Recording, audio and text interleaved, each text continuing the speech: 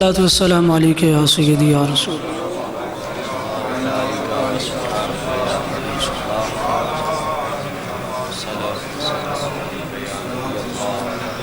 نحمدہ ونصلی ونسلم علی رسولہ الکریم اما بعد فاعوذ باللہ من الشیطان الرجیم بسم اللہ الرحمن الرحیم واللیل اذا عسعس والصبح اذا تنفس صدق اللہ مولانا العظیم ان اللہ وملائکتہ یصلون علی النبی یا ایہا الذین آمنوا صلوا علیہ وسلموا تسلیما۔ مل کے بآواز بلند درود پاک پڑھیے۔ الصلاۃ والسلام علیک یا سیدی یا رسول اللہ وعلی آلک واصحابک یا رحمۃ للعالمین۔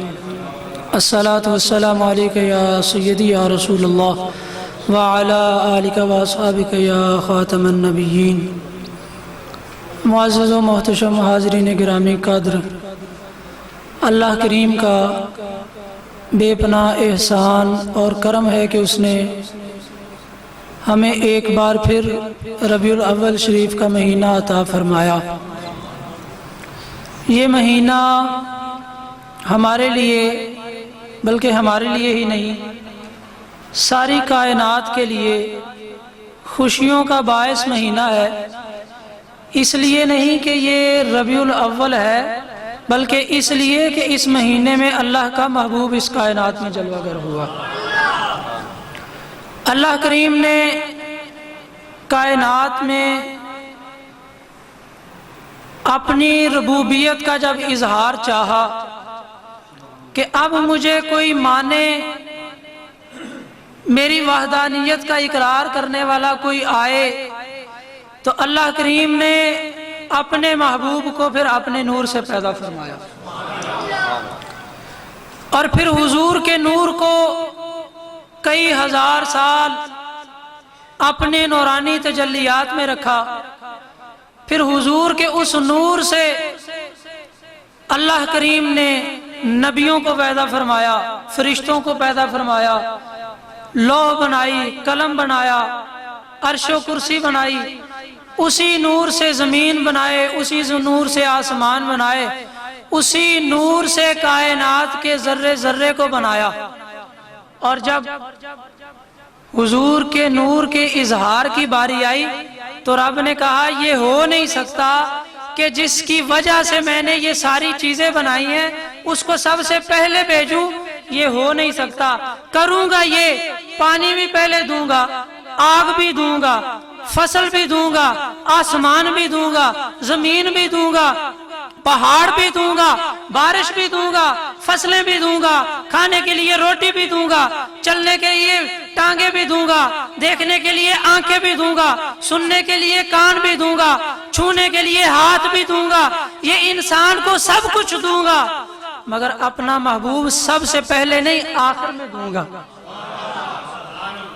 تاکہ پتہ چلے کہ یہ چیزیں رب نے جن کے صدقے میں عطا فرمائی ہیں وہ کوئی عام ہستی نہیں ہے، وہ بڑی خاص ہستی ہے۔ اب عرب کا دستور ہے کہ جب بھی کوئی بچہ پیدا ہوتا ہے تو پیدائش کے بعد اس کو گاؤں دیہات میں بھیج دیا جاتا ہے تاکہ اس کی تربیت اچھی ہو جائے۔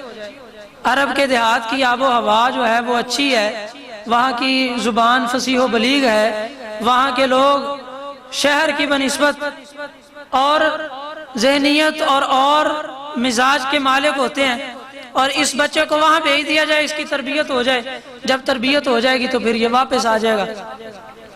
اب جب میرے کریم آقا علیہ الصلوۃ والسلام کی پیدائش ہوئی، حضور نے اس دنیا ظاہری میں جب آنکھ کھولی، دنیا میں حضور تشریف لائے، تو سب سے پہلا مرحلہ جو تھا وہ تشریف آوری کا تھا۔ اب دن اور رات کا آپس میں مقابلہ چل رہا تھا۔ دن کہہ رہا تھا کہ اگر حضور دن میں آئے تو مجھے مرتبہ مل جائے گا کہ حضور دن میں آئے، اور رات کہہ رہی تھی کہ میری دعا ہے حضور رات میں آئے اور مجھے برکت مل جائے گی۔ اللہ کریم نے اس بات کو بھی قرآن پاک میں ذکر کر دیا، وَاللَّيْلِ إِذَا عَسْعَسَ وَالصُّبْحِ إِذَا تَنَفَّسَ، کہ رات جا رہی تھی، دن آ رہا تھا۔ اللہ نے فرمایا دونوں ہی پریشان نہ ہو، میں دن کو بھی محروم نہیں رکھتا، میں رات کو بھی برکت لینے سے پیچھے نہیں رہنے دیتا۔ دن جا رہا ہوگا وہ برکتیں لے کے چلا جائے گا، رات جا رہی ہوگی وہ برکتیں لے کے چلی جائے گی، دن آ رہا ہوگا وہ میرے محبوب کی آمد کی برکتیں سمیٹ رہا ہوگا۔ اب حضور کی جب آمد ہوئی وہ وقت ایسا تھا کہ رات جا رہی تھی اور دن آ رہا تھا۔ اب جب حضور تشریف لے آئے، اب ظاہر ہے خواتین میں ہوتا ہے کہ سب سے پہلے بچے کو پکڑو، اس کو صاف کرو۔ اب جب باری آئی صاف کرنے کی تو جب دائی مائی آگے بڑھی، انہوں نے دیکھا، کہنے لگی اے پیاری بی بی یہ تو اتنا نفیس بچہ ہے، یہ تو پہلے ہی پاک ہے، اس کو صاف کیا کریں، اس سے تو پہلے ہی خوشبوؤں کے حلے آ رہے ہیں۔ ایک دائی بڑی بھائی اس کو سرما ڈالو، جب آنکھوں کی طرف دیکھا کہا بھائی سرما کہاں ڈالیں، سرما تو پہلے ڈالا ہوا ہے۔ پھر ایک مائی آگے بڑھی، اس کا ناڑو کاٹو، سب سے پہلا مرحلہ تو یہ ہے۔ جب آگے بڑھے تو کہنے لگے کمال ہے بھائی، یہ تو عرب میں ہے ہی نہیں کہ جو بچہ پیدا ہوتا ہے ناڑو جڑا ہوتا ہے ماں کے پیٹ کے ساتھ، قربان جائیں اس بچے کا تو ناڑو بھی کٹا ہوا ہے۔ میں کہتا ہوں کہ اللہ رب العزت نے حضور کی پیدائش پہ ہی یہ واضح کر دیا کہ محبوب آپ نے تو ابھی 63 سال کی زندگی گزارنی ہے، 63 سال زندگی گزارنے کے بعد 1400 سال گزریں گے، 1300 سال گزریں گے، اس وقت ایک طبقہ کہے گا کہ میرا محبوب یوں تھا، میرا محبوب یوں تھا، میرا محبوب ہم جیسا۔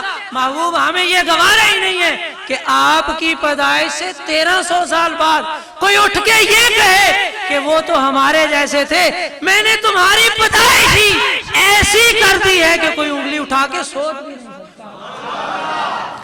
اب کوئی سوچے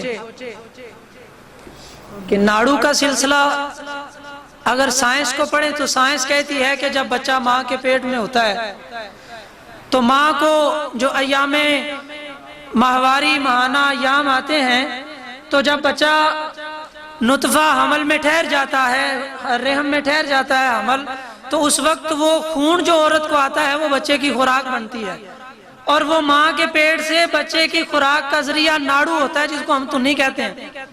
اب وہ غلیظ خون جو بچے کی خوراک بنتا ہے، اللہ کریم نے تو یہ گوارا نہیں کیا محبوب میرا ہو، حصہ میرے نور کا ہو، اور خوراک اس کی یہ غلیظ خون ہو۔ جس رب کو یہ گوارا نہیں، وہ رب کہاں گوارا کرے گا کہ میرے محبوب کی شان کو کوئی کم کرے۔ اس نے محبوب کی شان کو اتنا بڑھا دیا، اتنا بڑھا دیا، اتنا بڑھا دیا کہ بڑھوتری کی حد ہی کوئی نہیں۔ لوگ اعلیٰ حضرت کو کہتے ہیں کہ آپ حضور کی شان حد سے زیادہ بڑھا کے بیان کرتے ہیں۔ میرے امام نے جوش میں آ کے قلم اٹھایا، کاغذ اٹھایا، سائل کے سامنے رکھا، کہا تو حضور کی شان کی حد لکھ دے، ہم اس سے آگے جاتے ہیں۔ بھئی حضور کی مقام و مرتبے کا کوئی حد ہو تو ہم وہاں ٹھہریں۔ بھئی بارڈر ہے نا، زیرو لائن ہے، پتہ ہے کہ اس سے آگے ملک پاکستان کی حد ختم، انڈیا کی شروع، ایسا ہی ہے۔ مکان ہے، یہ مکان بنا ہوا ہے، یہ دیوار ہے، پتہ ہے یہ اس مکان کی حد ہے، اس سے آگے دوسرے کا مکان ہے۔ بھئی جب اللہ کریم نے اپنے محبوب کی شان کی کوئی حد ہی نہیں رکھی تو بھئی ہم حد کیسے کراس کرتے ہیں؟ بھئی بات یہ ہے کہ ہم حد تک تو پہنچ نہیں سکتے اور ہم حق تو ادا کر نہیں سکتے، مگر جتنی شان بیان کر سکتے ہیں یہ تو کچھ بھی نہیں ہے۔ اب جنہوں نے شانیں بیان کی، شانیں بیان کی، شانیں بیان کرتے کرتے، جب شان بیان کرتے کرتے شان بیان کرنے والا سامنے آیا نا، تو پھر پیر مہر علی شاہ صاحب نے بھی یہ نہیں کہا، بس پیر مہر علی شاہ صاحب بھی بولے اس صورت نو میں جانا تھا،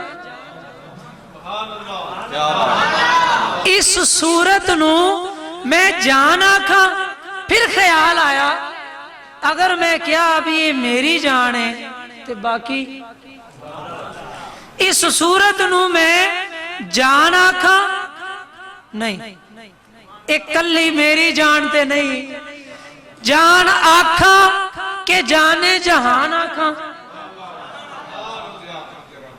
نہیں، بات نہیں بنی۔ پہلے سوچا کہ جان آکھاں کہ اے تے میری جان ہے، اے تے میری جان ہے۔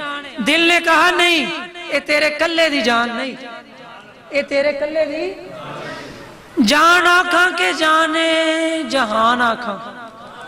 پھر توقف فرمایا نہیں، جہان ایک نہیں، کتنے جہان ہیں، کئی ہزار عالم ہیں اور کئی ہزار جہان ہیں۔ اگر کہوں کہ جانے جہان ایک جہان مقید ہو جائے گا تو باقیوں کا کیا ہوگا؟ کہا نہیں، اس صورت نو میں جان آکھاں نہیں، دل نہیں مانا، جان آکھاں کہ جانے جہان آکھاں نہیں، دل مانا، سچ آکھاں تے رب دی میں شان آکھاں، جس شان تو شان نہ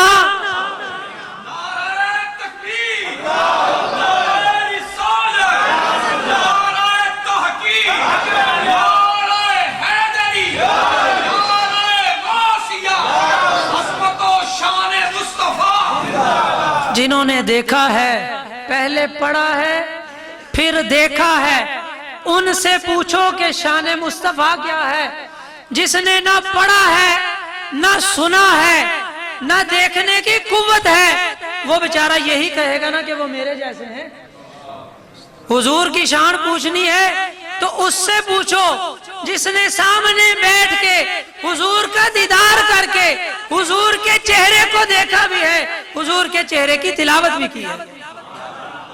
اب حضور کی شان صحابہ نے بیان کی ہے نا سب سے بڑھ چڑھ کر، تو صحابہ نے کیسے بیان کی؟ انہوں نے حضور کو دیکھا ہے، حضور کو دیکھ کے بیان کیا ہے کہ میرے حضور کا چہرہ ایسا، میرے حضور کے رخسار ایسے، میرے حضور کا سر مبارک ایسا، میرے حضور کی انگلیاں ایسی، میرے حضور کی چال ایسی، میرے حضور کی خوشبو ایسی، میرے حضور کا پسینہ ایسا۔ بھئی کیسے بیان کیا؟ دیکھا، دیکھ کے بیان کیا۔ اب لوگوں نے اعلیٰ حضرت سے پوچھا کہ آپ نے حسام حرمین 6 گھنٹوں کے اندر بغیر کتابوں کے کتنے 100 کتابوں کے حوالے دے کے لکھی ہے، کہاں سے لکھی ہے؟ کہا مجھ سے کیوں پوچھتے ہو؟ اس ذات سے پوچھو۔ جب میں بیت اللہ کے سامنے بیٹھا تھا، دروازے میں دائیں مصطفیٰ تھے، بائیں مرتضیٰ تھے، مجھے کہہ رہے تھے احمد رضا لکھو،